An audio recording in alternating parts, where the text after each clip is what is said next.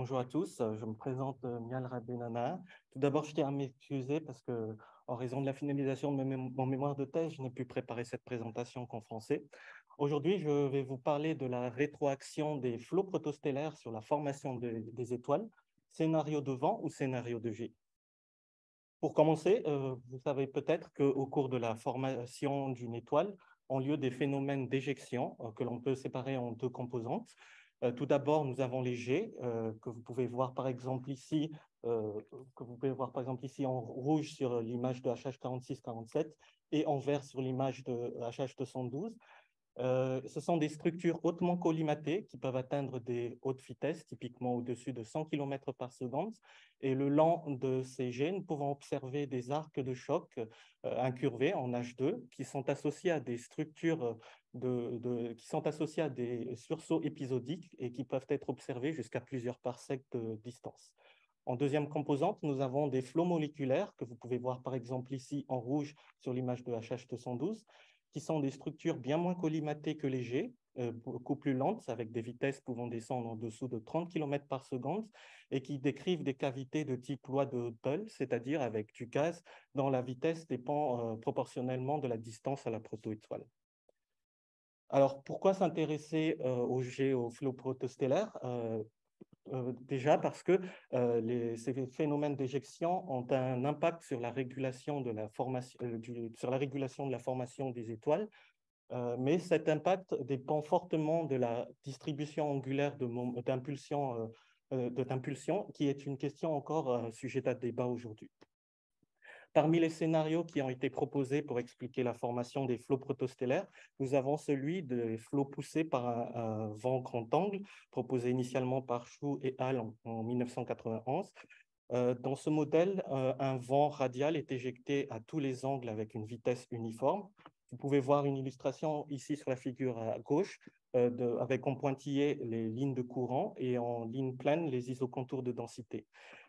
Alors, ce modèle, il est rapidement imposé comme le modèle dominant pour expliquer les flots, parce qu'il est capable, dans ce modèle, le vent qui pousse à travers l'enveloppe produit des structures de flots qui grandissent de manière autosimilaire au cours du temps.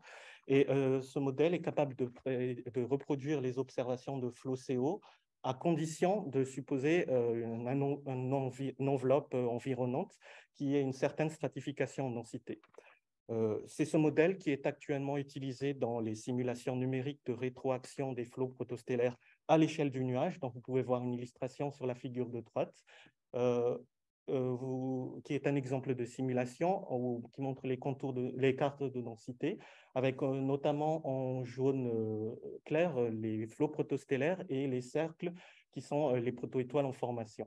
Et justement, cet exemple de simulation montre que le fait d'introduire des flots protostellaires contribue à réduire le taux de formation des protoétoiles d'un facteur majeur compris entre 2 et 3. Un autre scénario qui a été proposé pour expliquer la formation des flots protostellaires est celui des flots poussés par un jet collimaté. Comme son nom l'indique, le fait de la collision entre un jet collimaté et l'enveloppe environnante, ainsi que la variabilité en vitesse qu'il peut avoir le long du jet, produit ce qu'on appelle des chocs d'étrave, dont l'expansion va venir creuser des cavités de flot. Et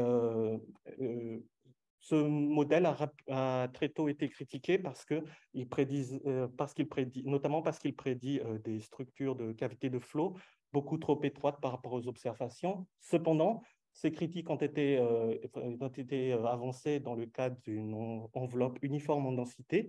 Et justement, mon travail a consisté à reprendre ce modèle, à le revisiter en prenant une stratification en densité plus réaliste et en considérant des âges de simulation plus typiques des âges des protoétoiles de classe 0 ou de classe 1. Justement, le premier résultat que j'ai obtenu est celui-ci, où je regarde l'influence de la stratification en densité de l'enveloppe environnante sur la largeur des flots poussés par un même jet.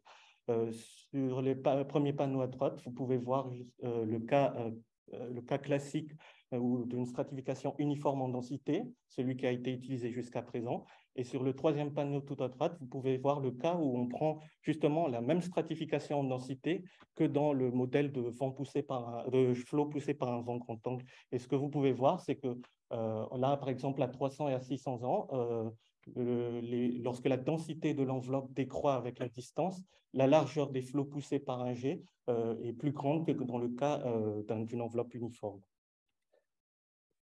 Si maintenant je prends mes simulations et que je regarde l'évolution à long terme, ici jusqu'à 10 000 ans, j'obtiens les cartes suivantes. En haut à gauche, nous avons les cartes de densité qui montrent justement la formation de chocs d'étrave multiples qui sont justement observés et qui sont en expansion à l'intérieur d'une cavité principale.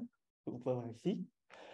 Sur la figure en haut à droite, vous avez une carte de traceur de matière de gaz originaire de l'enveloppe, où vous pouvez voir justement que la cavité dont je viens de vous parler sépare d'un côté la matière qui vient purement de l'enveloppe et de la matière qui vient du jet.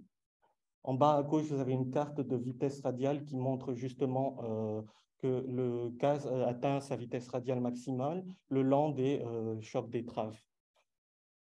Si on regarde en bas à droite, vous avez la carte de vitesse axiale qui montre la formation d'une structure de cisaillement en vitesse axiale qui est aussi retrouvée dans les observations.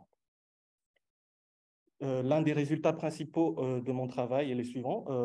J'attire votre attention notamment sur la figure tout à droite où, je représente en croix où je représente l'évolution de la largeur totale de la cavité principale en fonction de l'âge.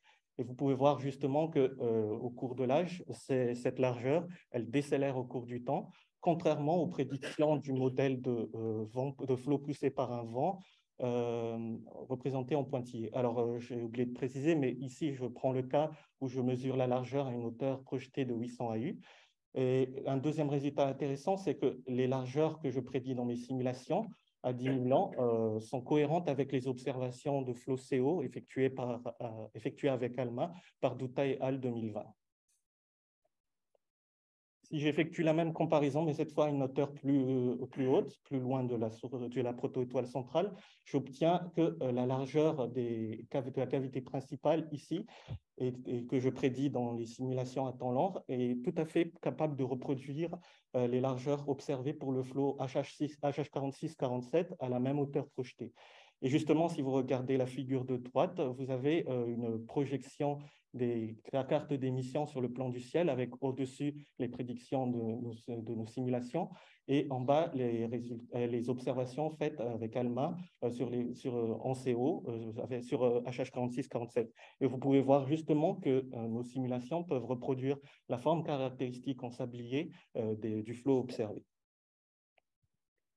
Si maintenant on regarde d'un point de vue cinématique le diagramme position-vitesse, c'est-à-dire la distribution de masse le long d'une direction donnée en ordonnée et en fonction de la vitesse en abscisse, nous obtenons la figure ici à gauche avec premier panneau les résultats des observations ici de Zhang et al. 2019 à une inclinaison de 55 degrés par rapport à la ligne de visée. Et à droite, les prédictions de nos simulations avec le même angle d'inclinaison. Et vous pouvez voir justement que nos prédictions sont capables de retrouver qualitativement la forme des PV, observés. Alors, je précise, ici, c'est des PV longitudinaux, donc c'est les PV qui ont été prélevés le long de l'axe du flot. Et si maintenant je regarde les PV transverses, c'est-à-dire suivant la direction perpendiculaire à l'axe du flot à deux hauteurs différentes, j'obtiens la figure de droite. Alors, à gauche, nous avons les prédictions de nos simulations et à droite, les mêmes observations de PV transverses à la même hauteur.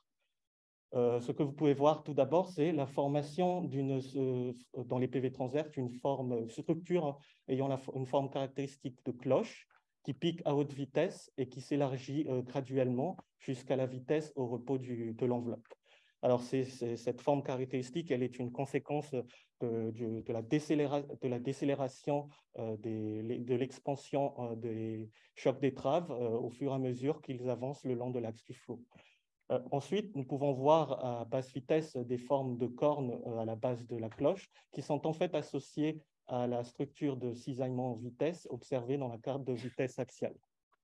Et enfin, à des vitesses plus intermédiaires, nous pouvons observer des ellipses brillantes qui sont en fait qui sont dues à l'intersection entre la ligne de visée et le gaz poussé au niveau des chocs d'étrave.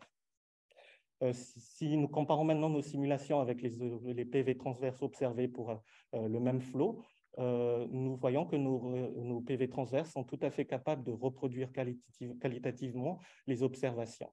Et je attire votre attention sur le fait que dans leur papier, Zhang et al. 2019 ont effectué un ajustement des observations avec les prédictions du modèle de flot poussé par un vent, ce qui donne les ellipses rouges.